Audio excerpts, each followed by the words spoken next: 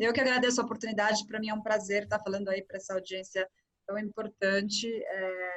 Espero que contribua aí para iniciativas dos pesquisadores, porque é um trabalho bastante importante na área e permite que a gente consiga ter uma visão bastante abrangente de qualquer assunto de interesse, independente aí da área do conhecimento e outras questões. Eu vou tentar falar para vocês assim de maneira sucinta, né, a diferença entre revisão sistemática e meta-análise. A gente vai passar um pouquinho também pela importância desse tipo de estudo, discutir um pouquinho de limitação e método. E depois, se sobrar um tempinho para as dúvidas, caso fique muito apertado, depois vocês podem sistematizar as dúvidas, me mandar que a gente responde, tá bom? Bom, eu gosto de começar com isso, porque quando a gente ouve o termo meta-análise, a gente vê vários tipos de grafia, e a pergunta é se vocês sabem qual a opção de grafia é correta. O mais comum que a gente vê é escrever meta-análise junto, mas isso é errado, né? Porque, de acordo aí com o acordo ortográfico de 90, meta-análise cai aí na exceção, então, por estar ali terminado com A ou H, a gente introduz o I1. O hífen, então, o correto é meta-análise. É porque cada um escreve de jeito, é legal. E aquele meta-análise tudo junto, por incrível que pareça, a gente via isso nas revisões que eram publicadas na BIREM há bastante tempo atrás. E agora é muito menos usual. Mas o correto é meta-análise.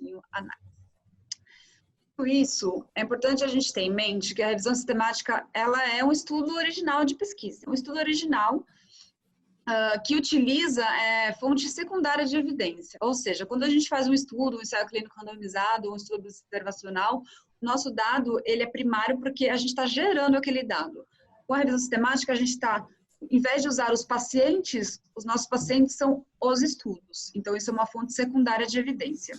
E por que ele é considerado um estudo original? Porque ele tem uma metodologia própria, científica, validada, para localizar e avaliar e sumarizar as evidências desses estudos. E, nesse sentido, ela é imparcial e, mais importante, ela é passível de reprodução, e é isso que faz ela um estudo científico. Já a meta-análise, ela é uma análise estatística, é uma análise que combina os resultados de diversos estudos, tem que ter no mínimo 2, é como se eu somasse as populações dos vários estudos em uma média ponderada. A gente vai ver na meta-análise depois os tipos, ele pondera aí esse efeito, no caso, pelo inverso da variância. E aí ele vai criar um tamanho de amostra maior, com um número de eventos maior, e isso vai deixar a gente mais confiante em relação à magnitude do benefício, tá? E vai deixar esse dado mais preciso, ou seja, com menos variação nessa magnitude. E por que a revisão sistemática e é importante a gente dizer que pode existir estudos de meta-análise sem revisão sistemática, por exemplo, se eu sei de 3 grandes estudos pivotais, independentes, e quero simplesmente juntar aqueles, então eu não faço a revisão sistemática, e também existe o contrário, também existe revisão sistemática sem meta-análise. Por exemplo, quando a gente acha estudos muito heterogêneos em relação às variáveis clínico-demográficas, que não permite que a gente combine, como se a gente não pudesse juntar a laranja com maçã, com banana, senão vira uma salada de fruta, e a gente não quer isso. Então, é importante ter essa distinção. E isso é importante porque na tal da hierarquia das evidências, ela está no topo, porque ela vai pegar virtualmente todos os estudos em nível mundial que estudaram a mesma questão de pesquisa. E aí aquilo vai deixar a gente mais confiante sobre o benefício ou não daquela intervenção. E é seguida dos estudos randomizados, os estudos observacionais, ecológicos, e ali na base, os estudos in vitro e a experiência pessoal, profissional, que serve no máximo para gerar hipótese. Vale um comentário que, embora a hierarquia das evidências dessa forma seja mais didática, hoje em dia, no mundo do real world evidence, a gente sabe que essa hierarquia é um pouco cíclica, né, com esses estudos observacionais complementando aí o corpo dessa evidência, mas dessa forma ainda é válida para a gente descrever a importância e o grau de confiabilidade desses estudos. E por que a gente tem que conduzir uma revisão sistemática? É porque existe muita informação. Então, por exemplo, esse dado de 2014, que já nem deve estar mais atual, aí mostrando que a cada 2 anos a gente dobra o número de evidência. Existem várias evidências empíricas que mostram que mesmo um pesquisador muito especializado, um expert em alguma área do conhecimento, que passasse o dia inteiro lendo artigo, ainda assim ele não seria capaz de ficar atualizado em relação àquele artigo. Então, a gente precisa recorrer a essas revisões aí para ajudar a gente com essa velocidade de geração de evidência. Outro motivo é porque o efeito das intervenções é, no máximo, moderado. Exceções à regra, óbvio, antibióticos, vacinas, que têm efeitos muito importantes, pronunciados, a maioria, né, dos medicamentos tem, no máximo, essa evidência aí moderada. Aqui, num exemplo focado em cardio, né, grandes aí,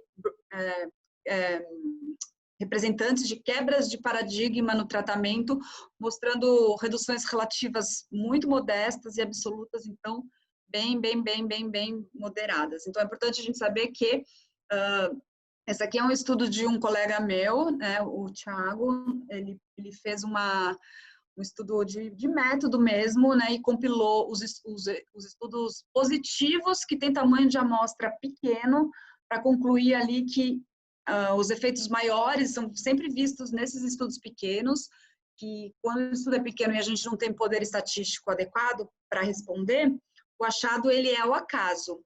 E aí ele pode estar favorecendo ou desfavorecendo. E aí, porque existe viés de publicação, ou seja, essa tendência da gente publicar só os estudos positivos, esses estudos acabam aparecendo, né? Mas quando a gente vai ver, no fundo, ele é um achado empírico. E quando eles são reinvestigados em estudos maiores, dificilmente a gente reproduz aí esse grande efeito. E também porque nem toda evidência é confiável, né? Então, a gente sabe que os estudos, independente do desenho, ele pode apresentar risco de viés, comprometimento dos resultados, existe a questão do conflito de interesse, existe não só o conflito de interesse de um fabricante de medicação, que é potencial, mas também do próprio investigador, para ir corroborar com o seu ponto de vista.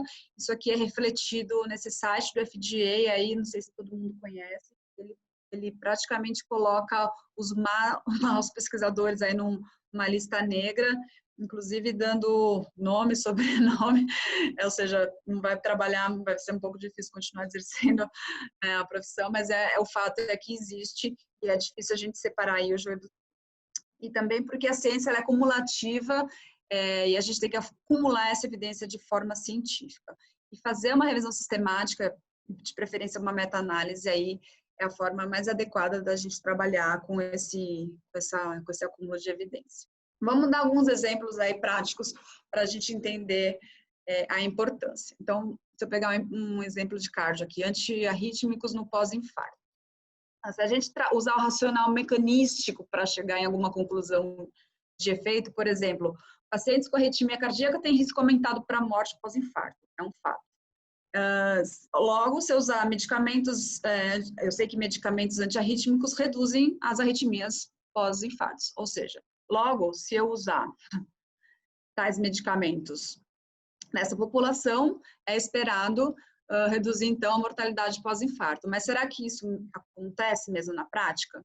Né? Historicamente, a gente vê esse exemplo refletido aí numa revisão sistemática com meta-análise que foi publicada em 83, que tinha apenas 14, não é apenas, já eram 14 ensaios clínicos randomizados, concluindo ali que não existia uma certa inconsistência entre os achados e aquela questão não estava resolvida. Depois de 10 anos, em 93, a mesma revisão sistemática já havia incluído aí 51 ensaios clínicos, totalizando aí 23 mil participantes, e demonstrou com significância estatística que eles aumentam o risco para mortalidade, né? Derrubando aí a questão desse racional mecanístico que às vezes a gente faz. Um outro exemplo famoso era desse pediatra, super famoso nos Estados Unidos, a capa do bebê dormindo ali na posição e queria saber se isso tinha algum fator aí prognóstico para aumentar a mortalidade dos bebezinhos. E aí diversos estudos eles foram conduzidos, uns sem significância, outros mostrando um risco baixinho. O fato é que na meta-análise ali, que é o losango pretinho que a gente vê ali embaixo, demonstra aí que aumenta 4 vezes o risco de mortalidade se o bebê dorme na posição de barriguinha para baixo. Aqui é um exemplo clássico também, com foco na cardio, mostrando a streptokinase no infarto e mortalidade, né? Então, se a gente olhar, cada linha dessa, uma bolinha, é um estudo, né? Aqui na extrema esquerda a gente tem o acúmulo de pacientes, ali na direita de quem olha, né? Os anos. E o que a gente vê, né? Qual é a ideia da meta-análise cumulativa? A gente vai somando os estudos e refazendo a meta-análise, isso em ordem cronológica. Se a gente olhar ali onde tem o asterisco, quando a gente tem 18.647 participantes nos estudos, o efeito da intervenção se estabiliza, e a única coisa que vai mudando é a precisão dos achados, né, até que ele fica bem preciso, ali representado pela barrinha. O que isso quer dizer, né? Em 1979 até 88, continuaram estudando uma questão de pesquisa que já estava respondida, né? Então, imagina um desperdício de recurso, de tempo, esses pesquisadores podiam estar aí canalizando os seus esforços para questões ainda não respondidas. Esse aqui também é um outro exemplo clássico do Vioxx, né? Se a gente olha ali na esquerda, sem organizar a meta-análise, né, ou a ordem cronológica dos estudos, fica mais difícil de olhar, mas ali no gráfico da direita, a gente, organizando dessa forma, a gente olha que em 2000, comecinho de 2000, a gente já, entre 2000 e 2001, a gente já tinha evidência com significância estatística do aumento aí do infarto, e essa medicação ela só foi descontinuada em 2004, né? Mostrando aí também mais um benefício aí da revisão sistemática da meta-análise. Aqui vamos colocar em outros exemplos, né? Quais são essas importâncias. Vamos passar um por um.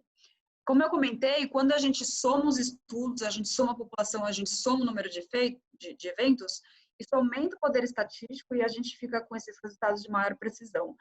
Nesse gráfico, a gente vê a maioria dos estudos cruzando ali aquela linha vertical do 1. Não sei se todo mundo tem familiaridade com o forest plot, mas a ideia é assim, o eixo vertical que está ali no 1 significa não efeito.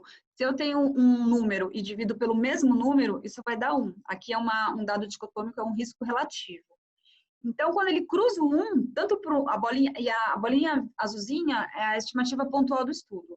Via de regra, se ele está para a esquerda de quem olha, ele favorece a intervenção.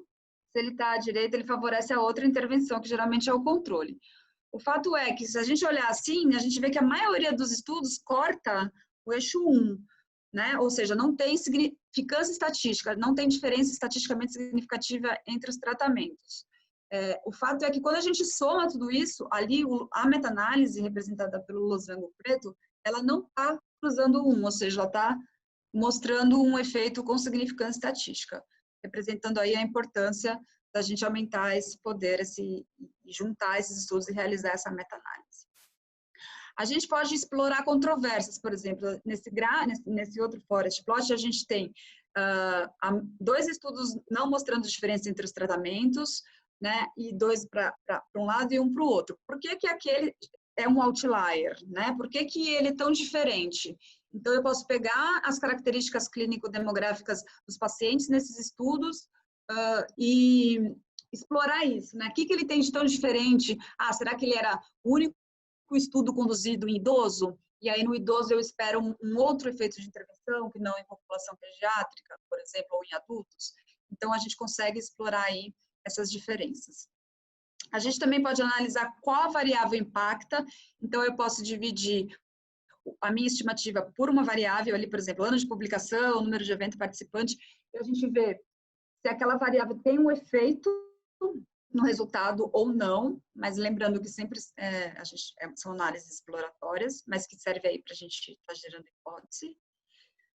A gente pode também estimar um tamanho de amostra ideal. Por quê? Porque se eu somar 100 estudos e esses estudos, cada um for composto por 10 pacientes, no total eu vou ter no final só 100 pacientes. E esses 100 pacientes pode não ter atingido ainda assim o poder estatístico para testar essa diferença. Então, a ideia é, né, a minha meta-análise, ela tem esse poder, ela atingiu o número necessário, então eu consigo calcular e saber se ela atingiu ou não. Naquele exemplo que a gente viu no gráfico da streptokinase, a gente vê aqui nesse gráfico, quando ele calcula o verdinho, o tamanho ideal, e o vermelhinho, os estudos, quando ele cruza ali, e a gente consegue saber se tem ou não tamanho de amostra adequado. E a outra questão também é a autonomia do conhecimento. Quando a gente faz uma revisão sistemática, uma meta-análise, você pode não ser da área, mas eu garanto que você pode discutir de igual para igual com qualquer pessoa da área, porque você ganha uma expertise importante, bastante importante para essa autonomia do conhecimento. Como limitação, a gente pode destacar que é um estudo retrospectivo de natureza, porque o dado já foi coletado, né, ele não é gerado. Tem a questão do viés de publicação que eu comentei para vocês. Demanda tempo, demanda recurso humanístico, principalmente. Recurso de estrutura, a gente precisa também de alguma coisa que a gente vai comentar, mas não é inviável financeiramente, mas demanda tempo, né, de quem está envolvido, e a gente não faz revisão sistemática sozinha, de jeito nenhum, a gente precisa no mínimo de 2 pessoas. Se a minha matéria-prima é de má qualidade, a minha meta-análise também vai ser de má qualidade. Então, se eu só tiver estudos pequenos que estejam enviesando uma magnitude de efeito muito grande, a minha meta-análise vai potencializar isso e eu vou estar com um resultado que é equivocado, tem um viés ali na estimativa. Então, a gente tem que ser muito crítico, a gente vai ver mais para frente como é que a gente lida com isso. E também o que a gente vê muito é que é muito frustrante, assim como qualquer pesquisador procura um P menor que 0,05, quem vai fazer uma revisão sistemática precisa fazer uma meta-análise, porque senão parece que fica um pouco frustrante. Mas a questão é que tem situações em que a gente não consegue fazer meta-análise. Então, a gente vê coisas inapropriadas né, meta-análises inapropriadas de estudo. Por exemplo, se eu estou trabalhando uma mesma classe de medicamentos, mas existe diferença entre as moléculas representantes dessa classe. Se juntar tudo como efeito de classe, eu posso estar aí envezando e não permitindo ver que uma molécula pode ser mais eficaz que a outra. O que é importante a gente falar? A gente não pode confundir revisão narrativa com revisão sistemática, tá? Revisão narrativa, ela não tem esse cuidado, não tem esse método da revisão sistemática. Qual é a consequência?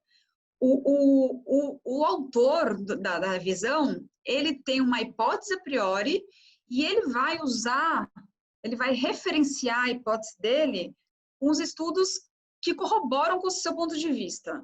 O que não acontece na revisão sistemática. Eu posso até ter uma hipótese a priori, mas depois de eu conduzir uma revisão sistemática, eu posso simplesmente concluir que a minha hipótese estava equivocada, porque ela é imparcial, ela não tem o viés do ponto de vista no método, coisa que na revisão narrativa sempre tem. Na revisão narrativa, ninguém estuda a qualidade do estudo ali, a confiabilidade dos dados. É importante corroborar com o meu ponto de vista. A gente vai ver que na revisão sistemática, a gente tem um cuidado para a gente saber quais são os estudos que a gente pode e que a gente não pode confiar. E, então, essas são as principais, e geralmente eles têm uma síntese qualitativa, e a gente faz que está escrito errado ali, uma meta-análise para fazer essa síntese quantitativa. Bom, eu não sei, Ana, se é melhor a gente falar tudo e depois falar dúvida, se a gente pergunta dúvida Mas, enfim, eu vou tocando, se alguém tiver dúvida, vai anotando, a gente tenta... O Zoom, ele tem essa coisa bacana que a gente pode escrever nas perguntas aqui do lado também. Eu acho que quem tiver alguma dúvida, pode escrever. Tá, eu só não consigo ver, tá bom? Interrompendo. Não, depois a gente abre. Tá bom, porque eu só consigo ver a minha tela, mas... Isso. A gente que está aqui, a gente consegue ver. Então, se a gente for tendo dúvida, eu acho que é bacana ir escrevendo aqui do lado, que aí a gente flui com a apresentação e no final a gente pode fazer todas as perguntas. Tá, obrigada. Bom, essa é a ideia que eu queria passar para a gente entender por que a gente faz, como a gente faz tudo. Mas agora vamos falar um pouquinho especificamente do método, tá? Então, vamos falar que, como eu disse, no mínimo 2 pessoas, precisa existir organização, é legal ter sempre mais que 2, se o assunto é muito estudado, se não é uma tecnologia muito emergente, vai existir um acúmulo de evidência. Então, quanto mais o assunto é antigo, uma coisa que está, enfim, que é muito estudada, mais trabalho a gente vai ter. Então, o ideal é a gente poder ter um grupo que sempre trabalha em par. Fora isso, a gente precisa de um gerenciador de referência, que a gente vai ver, e alguns programas são, inclusive, free, né? São de acesso gratuito. Um cronograma, tá? Porque, e sempre um coordenador. Apesar de ter um grupo, precisa ter um coordenador, que é o que mais vai se sobrecarregar na atividade. Porque é ele que precisa organizar as várias etapas e garantir que o cronograma seja cumprido, tá? Essas são basicamente as etapas da revisão sistemática, a gente vai passar uma por uma, então vou ler aqui rapidamente. A gente define a questão de pesquisa que a gente vai estudar, a gente realiza uma busca prévia, a gente vai ver por quê, define os critérios de elegibilidade, a estratégia de busca e aonde que a gente vai buscar essas evidências, a gente avalia essa elegibilidade, avalia o risco de viés dos estudos, extrai os dados de interesse dos estudos, analisa os dados, né, dentro do perfil, características clínico-demográficas, calcula a meta-análise se ela for aplicável, se for possível. Em algum momento nessa etapa, a gente, idealmente, redige um protocolo e registra o protocolo, a gente vai ver também. Depois a gente pode fazer essas análises exploratórias para explorar a heterogeneidade, discute os achados e escreve o artigo, né? Ou a tese, assim, eu não sei, depende dos programas de pós-graduação, geralmente mestrado aceita revisão sistemática, doutorado já é mais difícil. Vamos lá. Definição da questão de pesquisa. Independente de ser revisão sistemática, qualquer pesquisa, assim, um ensaio clínico randomizado, um estudo observacional, um estudo de acurácia diagnóstica, não importa o delineamento, a gente tende a estruturar a questão de pesquisa de acordo com esse acrônimo PICO, tá? Que tem algumas variações a depender do tipo de estudo, mas a ideia é a mesma. E cada letra desse acrônimo representa um componente dessa questão de pesquisa. Então, por exemplo, o P é o paciente, ou a condição clínica. Se eu vou fazer um estudo em diabetes, eu preciso definir claramente se é diabetes tipo 1, tipo 2, né? Não posso falar diabetes. Ou se é só tipo 1 ou só tipo 2. Se eu estou falando de prevenção de cardio, se é primária, se é secundária. A gente precisa definir claramente essa população, essa condição de interesse. O I, ele é a intervenção. Geralmente é o que eu estou querendo investigar. Para ensaio clínico randomizado, que geralmente a gente faz com medicamento, é a medicação mais nova, que vai ter um comparador, que é o C, que pode ser o placebo ou um outro comparador ativo, alguma coisa que já está na prática clínica. E o O, ele vem de outcome, que quer dizer o desfecho. O que eu vou olhar? Não, eu preciso definir quais são os desfechos. Eu vou ver sobrevida global? Eu vou ver algum AVC, infarto? Eu vou ver, se for na área de oftalmo, acuidade visual? Eu preciso definir qual ou quais são, geralmente a gente investiga mais de um desfecho, esses desfechos de interesse. Alguns pesquisadores acrescentam a letra T no final do pico, que tem a ver ou com o tempo de segmento do estudo ou com o tipo de estudo, tá? Se eu estiver falando de um estudo observacional, aí a gente vai falar de PECO, que em vez de ser o I de intervenção, ele vai ser E de fator de exposição. É nesse sentido que ela varia, mas a ideia mesmo é essa. Então, a gente precisa, a priori, definir essa questão de pesquisa. Não adianta a gente achar que pesquisa se faz coletando um monte de informação, cruzando uma com outra para ver se vai dar P significante. A gente precisa definir a priori quais são nossas hipóteses, o que a gente está querendo investigar. Definida a questão de pesquisa, e aí é importante também destacar que para cada que a gente primeiro define a questão de pesquisa e essa questão vai dizer qual é o delineamento adequado de estudo, tá? Por exemplo, eu não posso fazer um ensaio, a gente sabe que ensaio clínico randomizado é o padrão de referência, padrão ouro, para estudos de intervenção. Mas eu não posso fazer um estudo para, por exemplo, se eu quiser ver se tabagismo causa câncer de pulmão, eu não posso fazer um estudo randomizado para falar para a pessoa fumar ou não fumar. Não seria aprovado por nenhum comitê de ética no planeta Terra. Então, apesar de ser ideal, eu preciso fazer um estudo observacional. Se eu vou fazer um estudo de teste diagnóstico, eu posso fazer randomizado, mas o que a gente quer ver a acurácia, enfim, sensibilidade, especificidade, ele tem um outro desenho. E assim vai. E aí esse aqui, ele dá uma ideia geral de como são aí distribuídos esses estudos. Definida a questão de pesquisa, a gente vai fazer uma busca prévia da literatura. E por que a gente faz isso? Porque alguém já pode ter estudado a nossa questão, né? Às vezes a gente tem uma ideia, nossa, eu quero ver esse medicamento em relação a esse, porque esse é offline, e você fica todo animado, e aí você faz tudo junto à equipe e tal, a tanta você descobre que alguém já publicou uma revisão sistemática, né? Não ia ser uma coisa muito legal. Então, a gente faz uma busca prévia e para ver se justifica a gente continuar a questão. Às vezes pode até existir uma revisão sistemática com uma questão de pesquisa exatamente igual a que você pensou, mas ela pode ser antiga, por exemplo, de 2010. E a gente está em 2020, aí você fala, nossa, com certeza saíram novos estudos. Então, você vai lá e faz novamente para você poder deixar ela mais atualizada, tá? E aí, aqui eu dei uns exemplos de onde a gente pode buscar essas evidências prévias aí, mas na maioria das vezes, na prática, a gente busca mesmo no PubMed. Bom, aí eu disse da questão dos critérios de elegibilidade, a gente define eles. Eles, basicamente, são a questão de pesquisa, né, o PI, o C e o O, mas ele também tem critérios adicionais. Por exemplo, você pode definir que você não quer correr o risco de pegar estudos pequenos que podem estar superestimando o efeito, e aí você define que você vai pegar, no mínimo, 100 pacientes.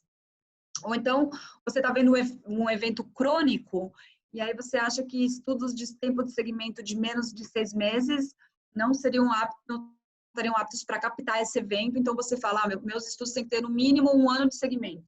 E aí você define. De repente você sabe que uma medicação pode ser dada em doses diferentes, mas o que te interessa é a dose plena, mais alta, então você define. Ou você quer ver um estudo de medicamento e, por definição, você só quer ver ensaio clínico randomizado. Ou você quer definir a questão da faixa etária, eu quero fazer um estudo só em pediatria, ou eu quero fazer um estudo só na população adulta. E aí vai, né? Aqui são só alguns exemplos. A questão é que, além da questão de pesquisa, a gente precisa definir exatamente quais são os critérios, assim como a gente faz num ensaio clínico randomizado. Bom, definido, então, os critérios de elegibilidade, a gente vai, então, todo desenho de estudo tem um calcanhar de Aquiles. Ensaio clínico randomizado é a questão da alocação sigilosa. Estudos de corte prospectiva, perda de segmento. Estudos caso-controle, definição do controle. E aqui, na revisão sistemática, o calcanhar de Aquiles é a estratégia de busca e a fonte da evidência. Por quê? Se eu não fizer uma boa busca, uma busca muito ampla, provavelmente eu aumento a probabilidade de deixar algum estudo importante fora, né? Principalmente quando a gente for ver melhor assim, os não publicados, né? Que a gente vai na literatura cinzenta. Então, eu preciso fazer uma boa estratégia de busca, ela tem que ser mais ampla possível. Vamos ver melhor isso.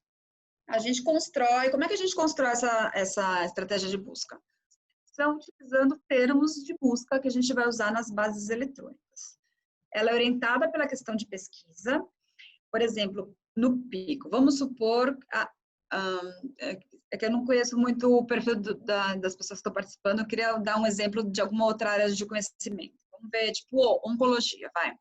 Oncologia. Eu quero ver quais são os tratamentos, qual é a eficácia da quimioterapia, independente do regime, no câncer de pulmão.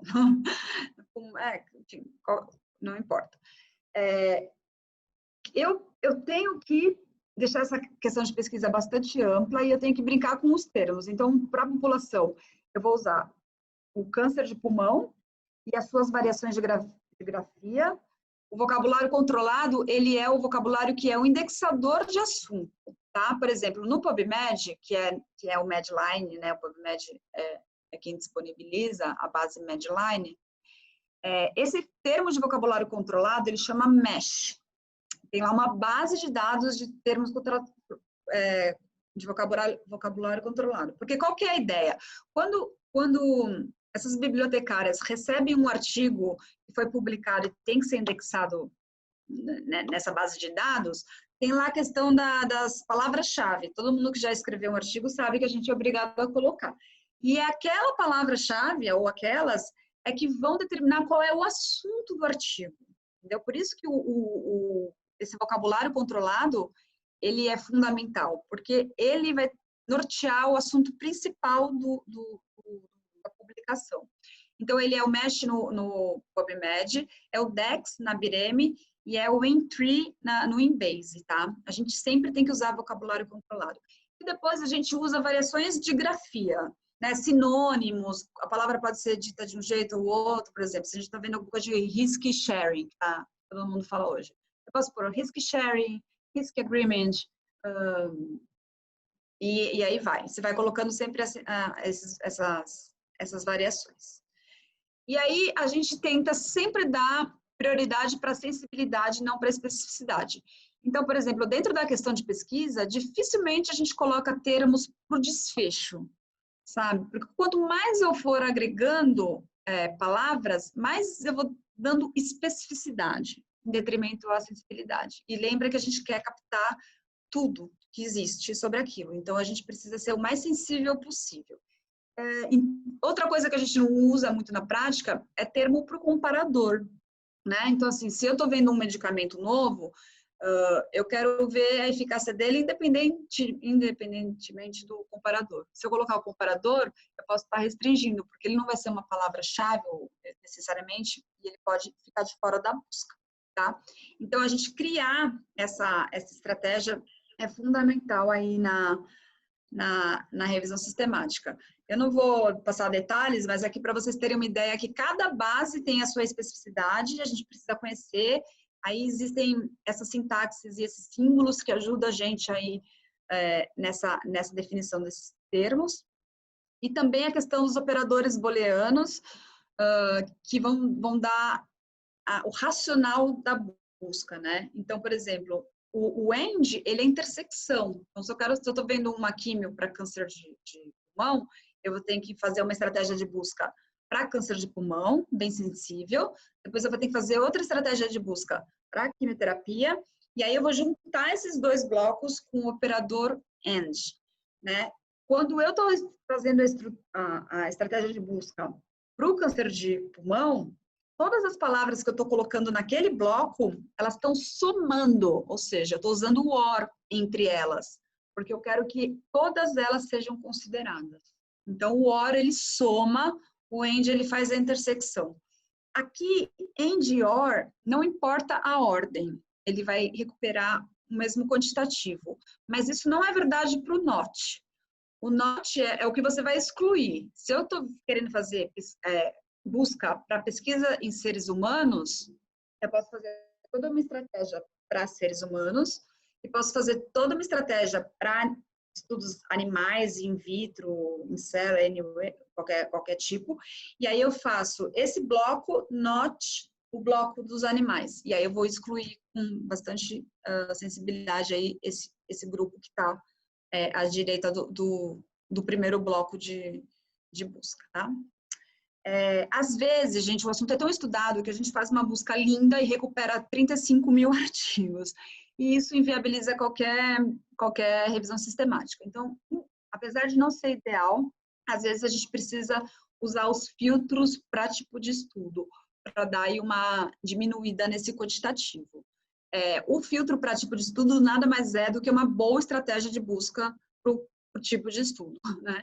Aí a gente acaba usando ele para diminuir aí. Mas sempre que possível, você fez uma estratégia de busca, recuperou lá até 4.000, 4.500 artigos, enfim, mantém, né? Tá bom, é muita coisa, mas assim, vai sendo bem prática mesmo. 2.500 até 3 a gente não aplica, geralmente não aplica, porque corre o risco de deixar coisa de fora. Mas, e tudo depende também do tempo que você tem para fazer, isso é uma coisa importante, e do número de de pesquisadores que você tem no seu grupo. Se você está num grupo de 10 e você tem lá 5.000 artigos, você faz 5 grupinhos de 2, cada um fica com 1.000, é ok, tá? Então, sempre tem que lidar com essas questões aí para a gente definir se vai usar ou não um filtro ou se vai usar ou não algum outro termo que vai dar mais especificidade para a busca. Então, o que a gente procura? As bases essenciais consideradas são o PubMed, né, que é o Medline, mas a gente acaba usando na linguagem coloquial mais o PubMed. O Embase, gente, ele é fundamental. Qual que é o problema do Embase? O Embase, ele é uma base paga, mas ele não é base paga para artigo. Ele é base paga para fazer a busca, né? Isso que é muito, muito ruim. Não é que necessariamente você vai identificar um paper, uma citação de interesse e vai ter o artigo. Não, você vai continuar precisando comprar. Mas ele, para fazer a busca, ele é pago. E por que ele é uma base essencial? Porque ele é focado em medicamentos e na literatura da Europa. Então, o overlap dele com o Medline é baixo. Ele tem muita coisa importante. E, além disso, ele também é fonte de literatura cinzenta, que a gente já vai ver o conceito, porque ele publica resumo de congresso, que também é importante, tá, para compor nossa evidência. Então, infelizmente, ele grande parte das instituições ou universidades tem, mas se você não tem acesso e pretende fazer, busca aí um parceiro para rodar para você no Embase, que é realmente muito importante. Uma sistemática que não tenha buscado no Embase, ela tem alto risco de viés quando alguém avalia ela, tá? Do ponto de vista de método. O Central, ele é a base da Cochrane, acaba sendo utilizado, mas ele tem bastante overlap com o PubMed, tá? Então, pode também, mas ele é free, então é fácil de fazer. E a Lilacs, um pouco para prestigiar aqui a literatura mais nacional, mas a questão é que o Lilacs, ele é, entre parênteses, porque ele é essencial se a gente estiver buscando, fazendo uma revisão sistemática de questão de pesquisa de doença infecto-contagiosa, tá? Então, assim, pensou em doenças negligenciadas, a Lilacs tem que estar na lista. E aí, a gente vai buscar só nessas que são essenciais? Não. A gente tem que buscar no maior número de bases que a gente puder conseguir e tiver acesso. É importante a gente saber que para cada área do conhecimento tem uma base específica. Ali, Sainfo, o Pedro é para fisioterapia, tem de enfermagem, tem de psicologia. Quem é da área acaba sabendo quais são aí essas bases, tá? Ainda assim, a gente tem banco de tese, dissertação, a gente consegue ver estudo que está em andamento, que às vezes só está publicado um resultado lá.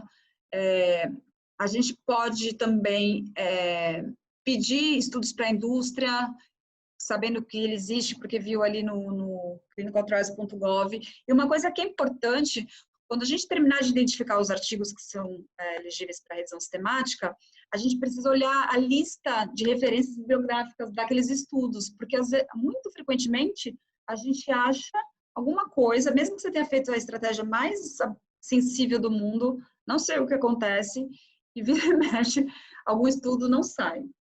E aí, nessa busca pelas referências bibliográficas dos estudos incluídos, a gente acaba achando estudos que são elegíveis e que não apareceram na nossa busca, tá?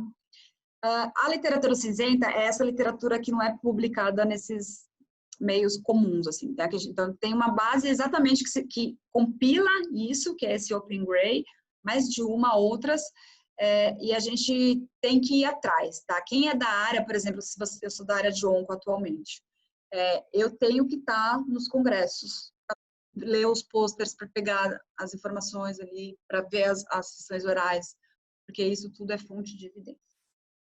Esse aqui é um exemplo de um filtro para estudo, de ensaio clínico randomizado. A gente consegue tudo isso no manual da Cochrane. Eu não falei no começo, mas esse método que eu estou descrevendo para vocês, ele é o método Cochrane de revisão sistemática e também é adotado pelo Ministério da Saúde. Foi o que a Ana comentou da diretriz que está publicada, que lógico, ela está bem resumida, mas está bem didática, que a gente consegue ver tudo isso e também é de livre acesso, é só entrar no site da Rebras. Esse aqui é como a gente descreve no paper o fluxo de seleção dos artigos, tá? Que é de acordo com o Prisma. O Prisma, ele é uma diretriz que vai dizer para a gente como escrever uma boa revisão sistemática. Bom, a redação do protocolo, eu tenho que começar a adiantar porque já está muito tarde, passei muito tempo. A gente redige o protocolo como se fosse de um estudo original e a gente idealmente registra. Registra onde? no Próspero, que é uma base de registro só de revisão sistemática da Universidade de York, tá? Isso é importante por quê? Porque você vai dar transparência para a sua revisão sistemática e apesar de não ser obrigatório para publicar, a gente sabe que para ensaio clínico randomizado, esse número de registro do protocolo é fundamental. E para publicar, senão você não publica em bons periódicos. Para a revisão sistemática ainda não é uma obrigação, mas então é importante a gente saber que dá uma outra conotação para a revisão sistemática, você ter pensado ela adequadamente e a priori.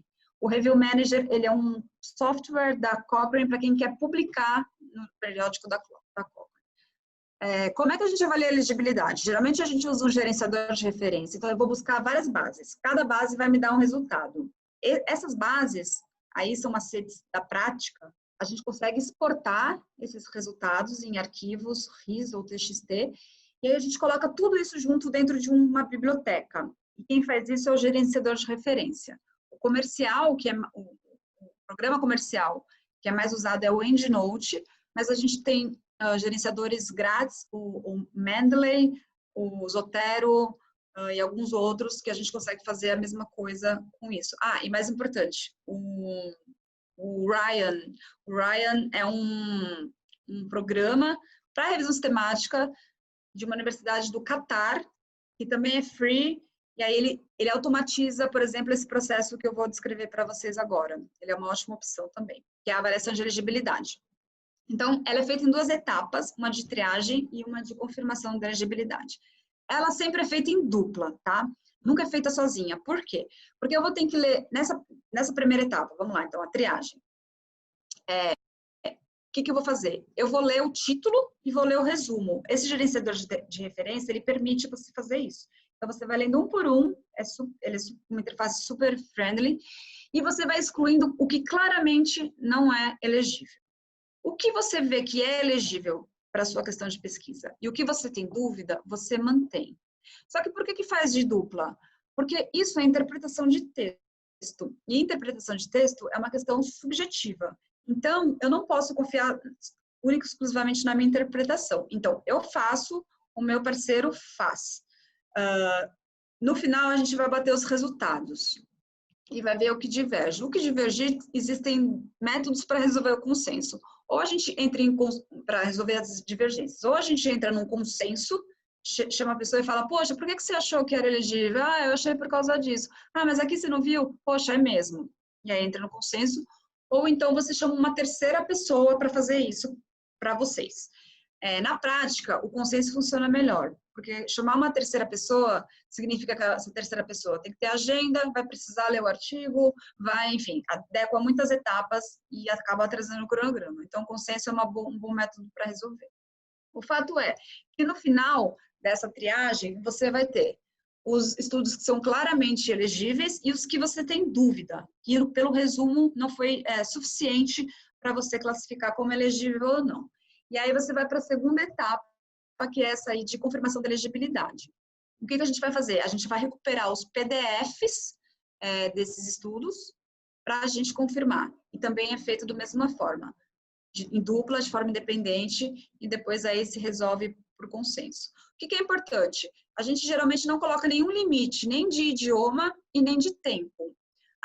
E aí tem alguns precalços do caminho.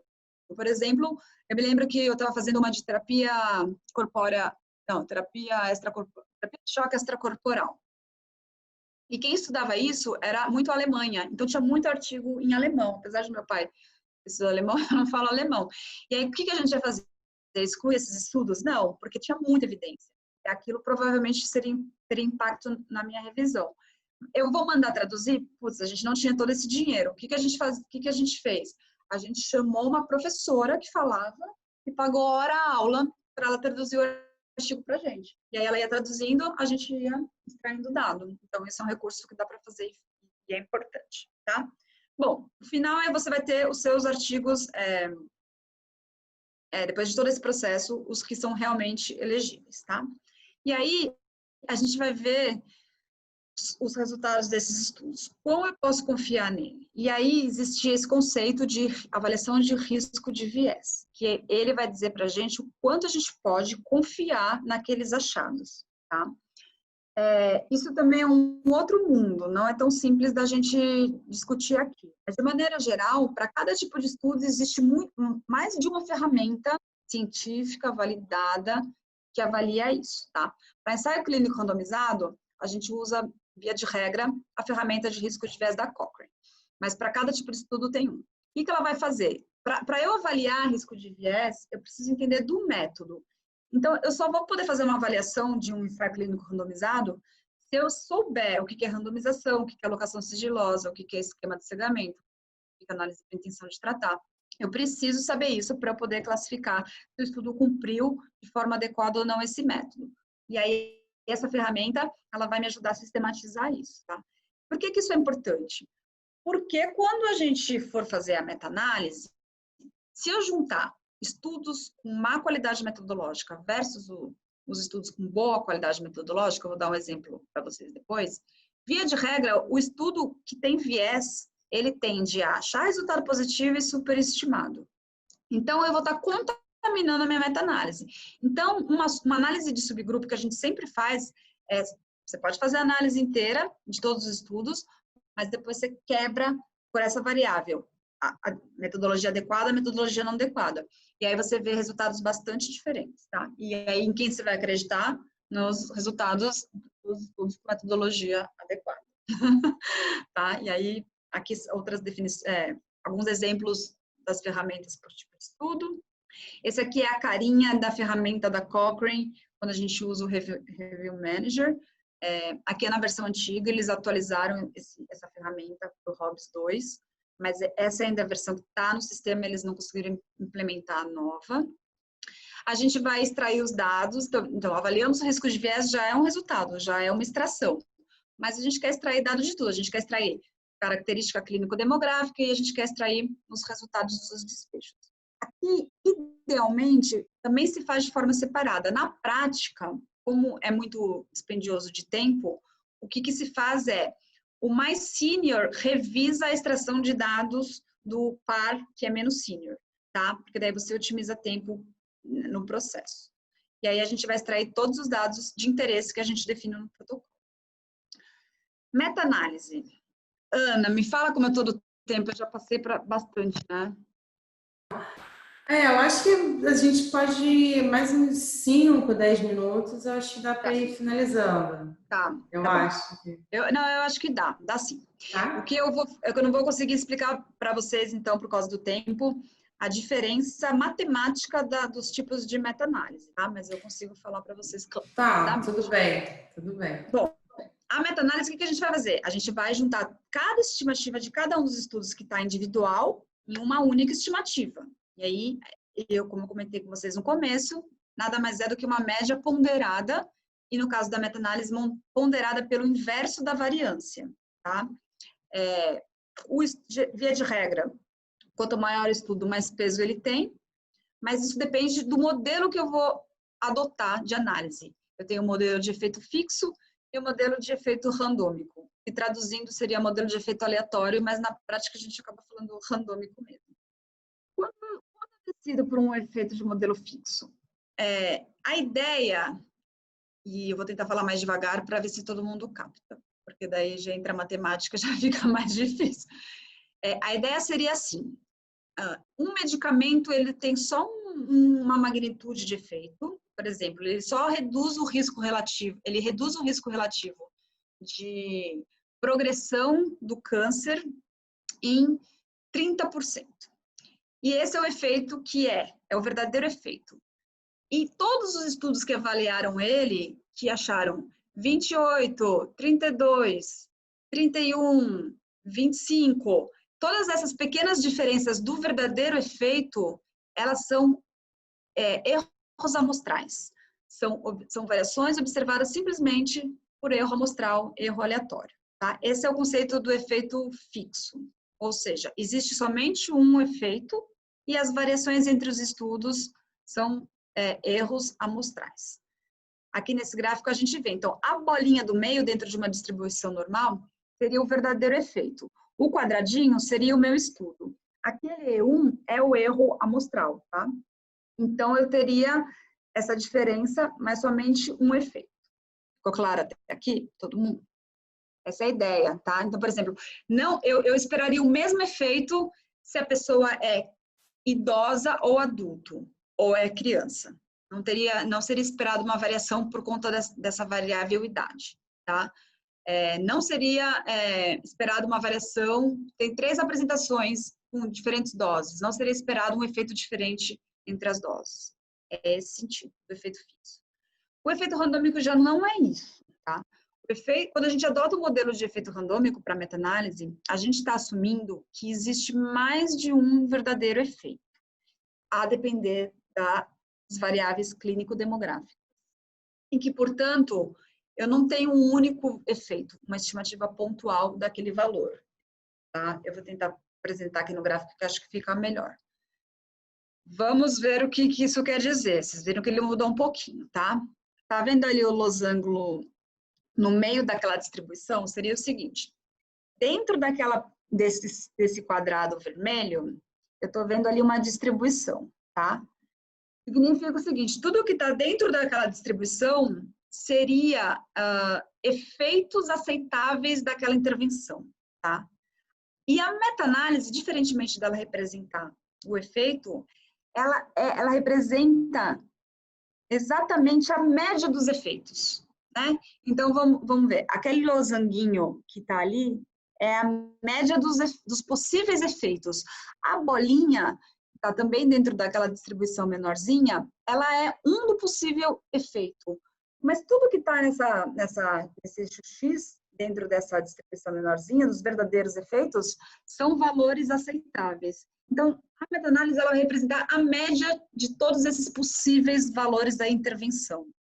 E o quadradinho continua sendo o estudo, ou seja, eu tenho um erro que é maior, ele tem um erro amostral e ele também tem essa diferença entre a média e o verdadeiro valor. É mais ou menos essa a ideia, eu sei que não é um conceito muito fácil de entender, mas então eu vou repetir mais uma vez para ver se fica. Quando a gente adota o modelo de efeito fixo de meta-análise, a gente está dizendo que existe um único valor, uma única estimativa de efeito, e que a diferença entre os estudos é um erro aleatório, é só por conta da diferença amostral, mas que no fundo todo mundo tem o mesmo efeito.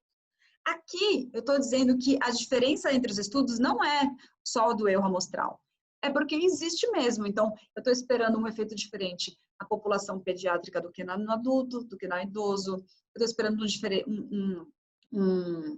um efeito diferente em decorrência do tempo de segmento do estudo. São outras variáveis que vão entrando aí nessa composição, tá? Essa é a principal diferença.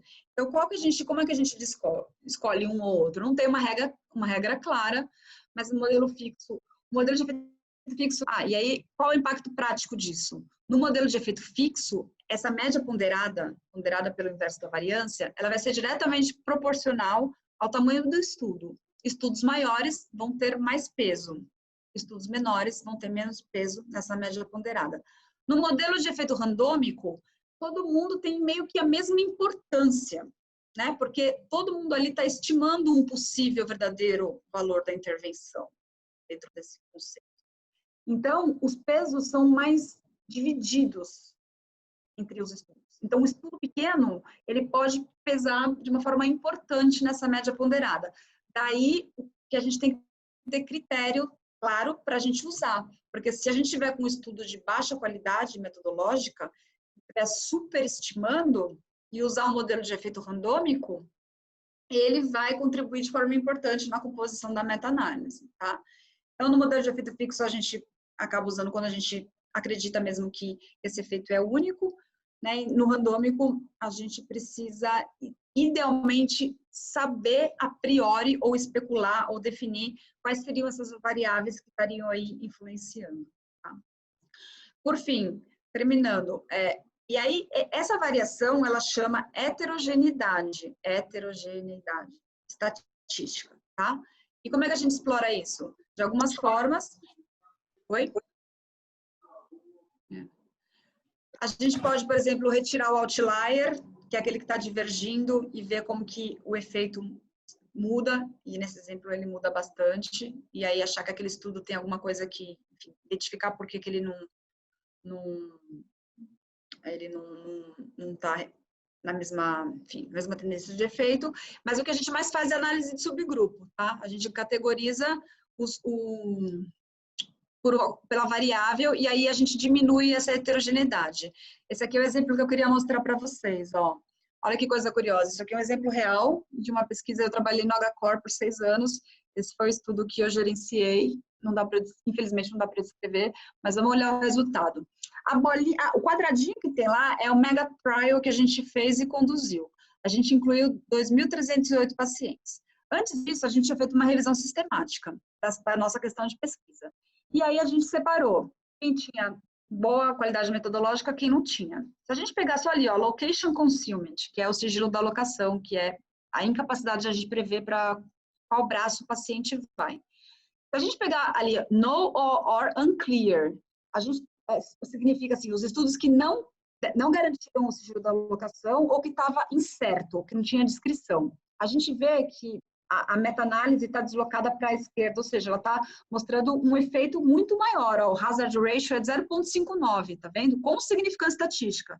Então, pelos estudos de baixa qualidade, a intervenção que a gente estava investigando reduziu o risco em 41%, tá?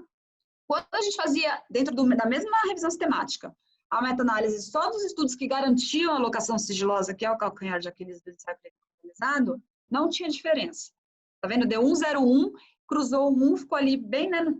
E aí, se a gente olhar para o quadradinho, que é o nosso mega trial, a gente conseguiu a estimativa mesma da meta-análise dos estudos de boa qualidade, tá vendo? Porque o nosso estudo era de boa qualidade. Então, aí, para mostrar como que a gente explora a heterogeneidade dentro da análise de subgrupo. Tem coisas mais sofisticadas como meta-regressão para fazer isso. O viés de publicação, rapidamente, é o que eu comentei, é que os estudos que têm achados neutros ou negativos para o que a gente está testando, eles tendem a não ser publicados, ou porque o pesquisador não quer, porque vai contra a linha de pesquisa dele, ou não tem interesse, ou porque o próprio journal não quer, porque não acha que tem um apelo interessante para publicar.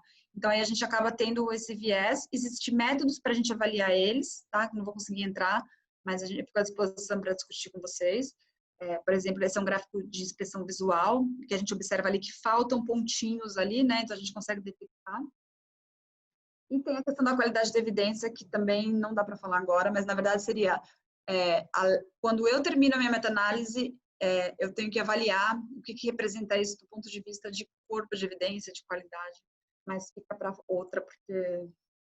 E aí, quando a gente resolver porque não tem mais tempo. E aí, o importante que, para quem faz uma revisão sistemática, né? Quando a gente encontrar um resultado que não é estatisticamente significativo, ou seja, cruza o 1, é importante a gente passar para o leitor se aquilo realmente é ausência de efeito ou se aquilo ainda é um dado inconclusivo que precisa aí de mais estudos, tá? É importante porque quem está consumindo essa informação, às vezes não tem esse discernimento e a gente como revisor, né, como quem conduz o método, pode ajudar aí o leitor a entender o que quer dizer aquela revisão sistemática, meta-análise. Bom, por fim, tem uma diretriz que ensina como a gente redige o paper, que é o PRISMA, é um checklist que tem 27 itens, a gente consegue garantir que o nosso paper está adequadamente descrito, de acordo com o método, e aí ganha também mais chance de publicar em journals que tem fator de impacto maior.